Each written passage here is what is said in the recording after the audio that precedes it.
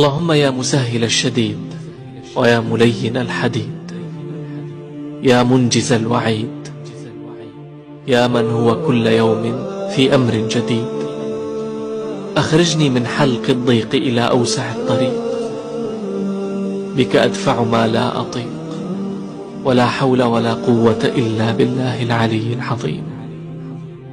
ربي لا تحجب دعوتي، ولا ترد مسألتي، ولا تدعني بحسرتي، ولا تكلني إلى حولي وقوتي، وارحم عجزي فقد ضاق صدري، وتاه فكري، وتحيرت في أمري.